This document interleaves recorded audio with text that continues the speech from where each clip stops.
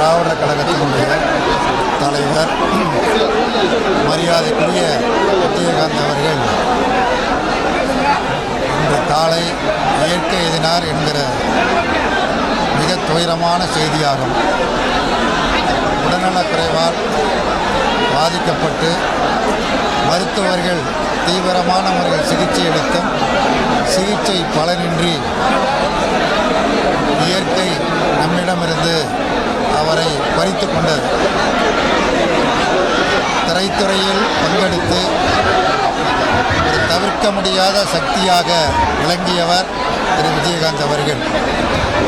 100க்கு மேற்பட்ட திரைப்படங்களில் கதாநாயகன் நடித்து அந்த படங்கள் இன்றைக்கும் நம்முடைய நெஞ்சங்களில் நிலைத்து நிற்கிறது. குறிப்பாக சொல்ல வேண்டும் என்று சொன்னால் ரமணா போன்ற படங்கள் என்றென்றைக்கும் தேவைப்படக்கூடிய படங்கள், அளிக்க முடியாத படங்களாகும். உதாரணத்திற்கு அது ஒன்று. அதுபோன்று ஏராளமான படங்களை அவர் நடித்திருக்கிறார். திரைத்துறையில் வெற்றி கண்ட அவர் அரசியல் துறையில் ஈடுபட்டு தனி கட்சி தொடங்கி தனித்து பயணம் செய்து அதிலேயும் தேர்தலிலே போட்டியிட்டு அவர் மட்டும் வெற்றி பெற்று சட்டமன்ற உறுப்பினராக தேர்வு செய்யப்பட்டு சட்டமன்ற உறுப்பினராக சிறப்பாக செயல்பட்டார். அதன் பின்னர் இந்திய கம்யூனிஸ்ட் கட்சி, மார்க்சிஸ்ட் கட்சி, அண்ணா திராவிட முன்னேற்ற கழகம் போன்ற கட்சிகளோடு இணைந்து போட்டியிட்டு தேசிய முற்போக்கு திராவிடர் கழகம் எதிர்க்கட்சி அந்தஸ்தை பெற்றது. திரு விஜயகாந்த் அவர்கள் எதிர்க்கட்சி தலைவராக பணியாற்றினார்கள். சட்டப்பேரவையில் அன்றைக்கு இருந்த முதலமைச்சர் மரியாதைக்குரிய செல்வி ஜெயலலிதா அவர்கள் எப்படி ஆக்ரோஷமாக செயல்படுவார் என்பது தெரியும்.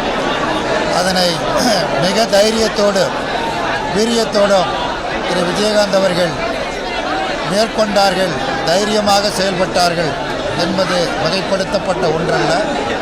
அதன் பிறகு மக்கள் நல கூட்டணியில் எங்களோடு இணைந்து அவர் பணியாற்றுகிற பொழுது அவரோடு நன்கு நேரடியாக பேசி பழகக்கூடிய நல்ல வாய்ப்பு கிடைத்தது.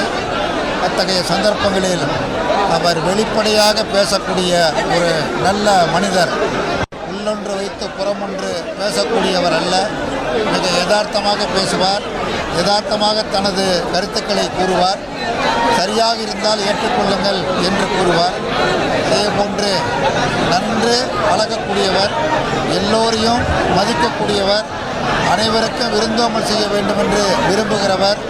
ஒரு நல்ல மனிதரை தமிழகம் இழந்துவிட்டது, ஒரு நல்ல கலைஞரை தமிழகம் இழந்துவிட்டது, ஒரு நல்ல அரசியல் தலைவரை தமிழகம் இழந்துவிட்டது என்று கூறி அவருக்கு இந்திய கம்யூனிஸ்ட் கட்சியின் தமிழ்நாடு மாநில குழுவின் சார்பில் அஞ்சலியை செலுத்தி அவரது பிரிவால் வாடுகிற அவருடைய துணைவியார் பிரேமலதா மற்றும் அவருடைய மகன்கள், அவருடைய மைத்துனர் சுதீஷ் அவர்களுக்கும் அதேபோல தேசிய முற்போக்கு திராவிட கழகத்தினுடைய தொண்டர்களுக்கும் இந்திய கம்யூனிஸ்ட் கட்சியின் சார்பில் ஆழ்ந்த ஆறுதலை தெரிவித்துக் கொள்கிறேன்.